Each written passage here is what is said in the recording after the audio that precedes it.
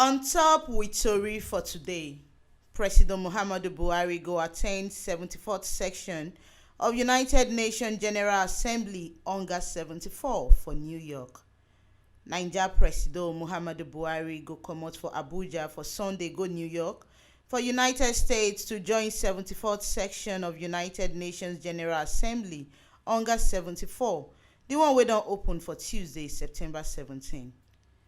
The waka wey Buhari dey go for dis UNGA na sake of say the world leaders go dey and e go follow join Naija presidency for UNGA.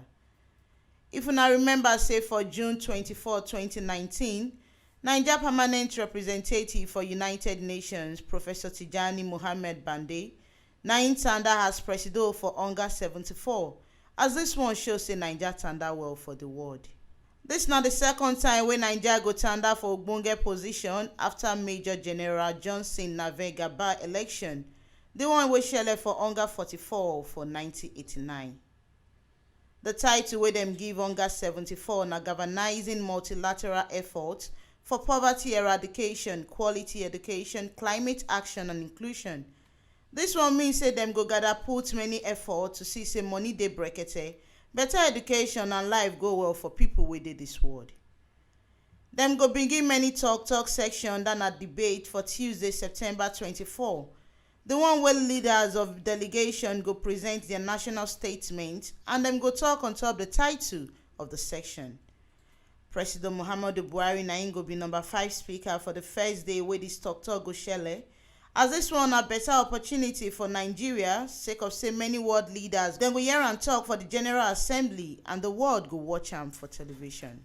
Dem go expect say make President Muhammadu Buhari talk on top wetin im administration don do and wetin dem go do as e dey on top the 3-point agenda, the one wey follow wetin make Naija people vote am back for office. Presido go still talk on top where Naija stand put for matter wey no go well for the world. For New York, Naija Presido and members of im delegation, dem go join for Climate Action Summit, the one wey dem give name as A Race We Can Win, A Race We Must Win.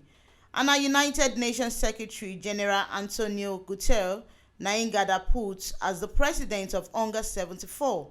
Im sef tanda put for ground better meeting on top universal health coverage with name wey dem give Moving Together to Build an Healthier World, and United Nations High-Level Political Forum on Sustainable Development. Naija delegation go join for the event where countries, ministries, departments and agencies, MDAs, wey dem organize. And this event na SDGs integration will be bridging the policy planning budget gap of the achievement of SDGs.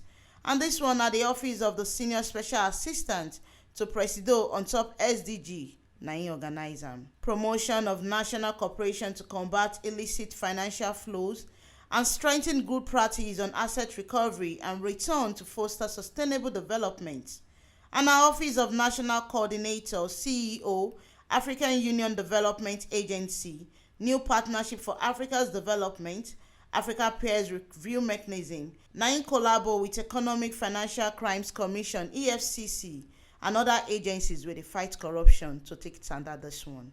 E go make sense make una sabi say 7 European countries and African countries na im don confirm am say dem go dey dis event, as e be say dem design dis event to fit gather together fight corruption and tanda better develop projects for the world. And this meeting go help catapult President Muhammadu Buhari as ogbonge African Union anti-corruption champion. Federal Ministry of Water Resources sef go dey as im go organize events wey dey on top sanitation and hygiene campaign for a clean Nigeria, as im go dey share ogbonge lesson and many talk on top how this one go take waka. Presido go still do meeting with some leaders of other delegations, chief executive officers of big companies wey go fit invest better for the country, Aliko Dangote and Bill Gates dem, unto how dem go continue the polio-free campaign and other issues wey dey on top capital projects and development.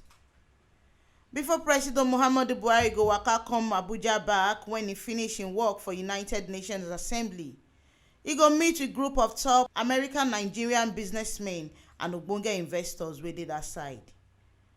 President Muhammadu Buhari go attend UNGA74 with governors dem, Governor Abdullahi Sule, Governor Abubakar Atiku Bagudu, Governor Adegboyega Oyetola, and even ministers dem go join as Ministers of Foreign Affairs Geoffrey Onyema, Minister of Environment Dr. Mohammed Mahmood, Minister of Finance, Budget and National Planning Zainab Ahmed, and Minister of Health Dr. Osaige Eyanire.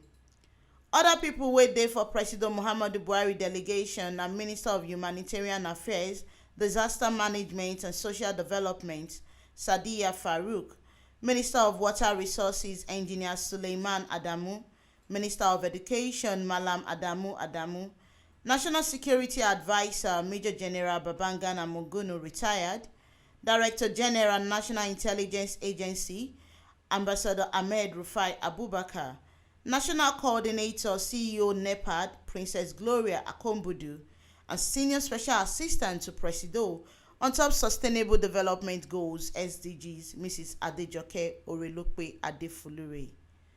Now here we see the ogbonge informate reach on top with tori for today. As President Muhammadu Buhari don ready waka attend UNGA74, the one wey go shele for New York. Make una no forget say this ogbonge informate so on top the waka wey Presido dey do to tanda Naija well. Na T Live Media na im bring am come give una on top with tori for today. And to continue to dey get this ogbonge informate as e dey shele for the country, make una no forget to follow our page for Facebook for T Live Media, and make una no forget to like, subscribe and comment to our YouTube channel for T Live Media TV. Una fit still log on to our website wey sidon brekete for www.tlivemedia.com to dey get ogbonge tori as e dey shele.